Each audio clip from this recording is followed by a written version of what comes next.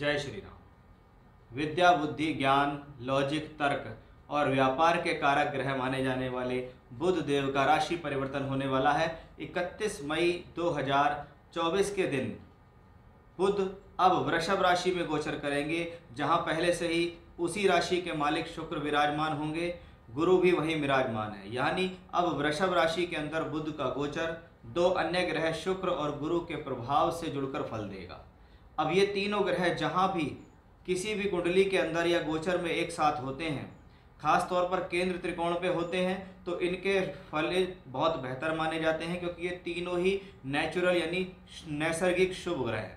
और नैसर्गिक शुभ ग्रह का संबंध जब किसी भाव से बनता है या वो किसी भाव को देखते हैं, पूर्ण दृष्टि देते हैं, तो वो भाव फलित हो जाते हैं। ऐसे ही तीनों नैसर्गिक ग्रह मिलकर शास्त्रों में इनको अलग अलग तरीके से बताया गया है। कोई इसको सरस्वती योग कहता है, कोई इसको कलानिधि योग कहता है, तो कुछ शास्त्रों में इसको लक्ष्मी नारायण योग भी कहा गया। अब यहाँ पर बुध ग्रह लगभग 31 मई से लेकर लगभग 14 या 15 जून तक राशि गोचर करेंगे। भले ही ये राशि गोचर का समय छोटे समय का होगा, लेकिन कहते हैं ना, जीवन में तकदीर बदलने के लिए या किस्मत बदलने के लिए एक ही दिन या कुछ पल ही काफ़ी हैं कि उस दौरान मेरा ये काम हुआ और मुझे जीवन में मिल गया, या मैंने सालों साल मेहनत की और मुझे एक दिन रिजल्ट मिला। इसका मतलब उस दौरान आपके ग्रह गोचर आपके फेवर में है, इसलिए आपको वो एक दिन रिजल्ट मिला है। अब हम देखेंगे कि आपकी राशि पर बुध ग्रह के इस गोचर का क्या प्रभाव होगा जब वह शुक्र और गुरु के साथ वृषभ राशि में आएंगे। बुध ग्रह जिनको हम लिक्विडिटी का, व्यापार का कारक कहते हैं, और वृषभ राशि जो कि एक अर्थ त्रिकोणीय राशि है, जिसको हम काल पुरुष यानी मेष लगन से दूसरे भाव से भी देखते हैं। यानी कहीं ना कहीं बुध का एक संबंध धन के भाव से बनता है। शुक्र स्वराशि के होंगे, धन के कारक हैं, फाइनेंस के कारक हैं, और गुरु उसके साथ हैं प्योर धन के कारक होके, इसलिए बुध ग्रह यहाँ धनी हो गए हैं। इसीलिए हमने थंबनेल में लिखा है कि बुध हुए हैं धनी। अब ये ग्रह आपकी राशि से कितना हद तक बेहतर है, उसकी पूर्ण जानकारी आपको मिलेगी।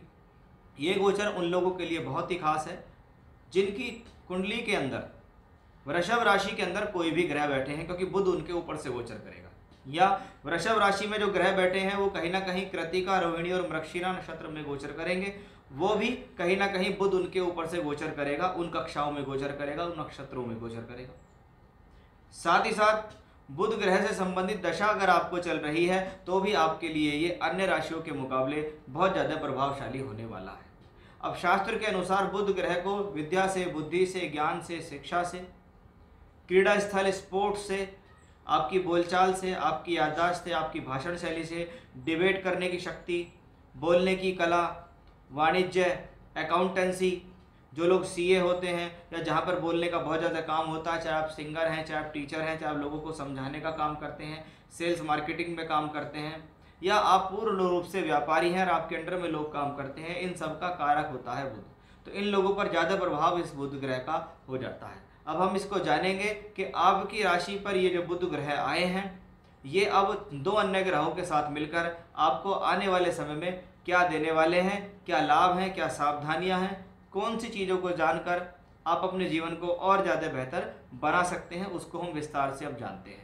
अब देखते हैं कि कन्या राशि के जातकों पर इसका क्या प्रभाव होने वाला है। आपकी ही राशि के मालिक हैं बुध और आपके ही कर्म को संभालते हैं बुध। आप ये देखिए, राशि और कर्म दोनों के स्वामित्व रखने वाले ग्रह बुध है, दोनों के ही स्वामी जो है बुध है। 9th हाउस में पहुंच गए। 9वां घर क्या है? भाग्य का है। ज्योतिष को बड़े मोटे तौर पे समझें कि मेरी राशि का मालिक अगर मेरे भाग्य में जाएगा, मेरे कर्म का मालिक अगर भाग्य में जाएगा, तो कहीं ना कहीं मेरे राशि से यानी मैं स्वयं और मेरा कर्म यानी नौकरी, मेरा व्यापार, मेरा किया जाने वाला कर्म मेरे भाग्य से जुड़ गया है कि अब मुझे भाग्य के बदौलत लाभ मिलने के संकेत दिखाई दिए गए। मैं इस दौरान जो काम करूंगा उसमें मेरा भाग्य मेरा साथ देगा। मेरे द्वारा किया गया कर्म इस दौरान भाग्य में सफलता देगा। ये कहाँ से दिखाई दे रहा है? ये बुध से दिखाई दे रहा है। अकेले बुध ने ये बातें स्पष्ट कर दी कि भाई अब यहाँ से जो स्थिति है आपके जीवन की, क्लियर इंडिकेशन दिखाई देता है कि अब जैसे जैसे समय आगे चलेगा वैसे वैसे आपके लिए बढ़ोतरी होगी। आपकी प्रोफेशनल लाइफ में प्रॉब्लम है, आपकी हेल्थ प्रॉब्लम चल रही है, आपको स्ट्रेस है, आपको किसी बात की लेकर चिंता है, आप कुछ बंधा हुआ महसूस कर रहे हैं, आप किसी चिंता में जा रहे हैं, आप बिना वजह की सोच में जा रहे हैं, आपको कुछ नकारात्मकता महसूस हो रही है, तो वो सब चीज़ें पॉजिटिव में बदलेंगी, क्योंकि बुध 9th हाउस में, और 9th हाउस में ही शुक्र पहुंच गए। वो अपने ही भाव में, यानी भाव का स्वामी भाव में है, उसके घर में मित्र बुध गया हुआ है, यानी भाव बली है। नवम बली है तो धर्म का भाव है, भाग्य का भाव है, पिता का है, पूर्व पुण्य का है, हायर एजुकेशन का है, फॉरेन ट्रेवलिंग्स का है, इन सब चीज़ों का सहयोग और लाभ मिलता है। गुरु भी धन के कारक होकर यहाँ बैठे हुए हैं, यानी आप देखिए 3 नेचुरल शुभ ग्रह, तीनों नेचुरल शुभ ग्रह हैं, बुध है, शुक्र है, गुरु है। क्या बनाते हैं? त्रिकोण और केंद्र में बैठकर सरस्वती योग, कलानिधि योग, लक्ष्मी नारायण योग। अब इन योगों के नाम इसलिए तो दिए गए हैं क्योंकि ये नेचुरल शुभ है।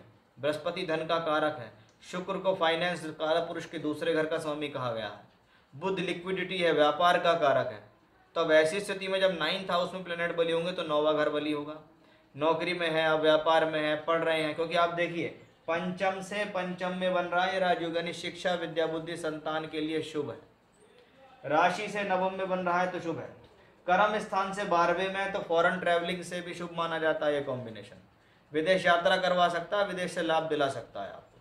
तीसरे घर को देखता है, तो जो लोग singing, music, dancing, media, creativity, electronic media, print media, किसी भी तरीके से एडवर्टीजमेंट में, ऐसे कार्यों में जुड़े हुए हैं, उनके लिए भी अच्छा। छोटी छोटी यात्राएं करते हैं, सेल्स करते हैं, परचेज करते हैं, आपका काम ही टूरिंग्स का है, आप लगातार भागा दौड़ी करते हैं, तो इस दौरान आपके द्वारा जो किए गए प्रयास हैं वो सफल साबित होंगे। ये बुध ने शुक्र और गुरु के साथ मिलकर इस प्रकार की स्थिति को बना दिया। यानी हम कह सकते हैं कि भाई कन्या राशि के जातकों, आपके लिए बेहद खास और बेहद शुभ समय हम बुध, शुक्र, गुरु की युति से कह सकते हैं। जय श्री राम।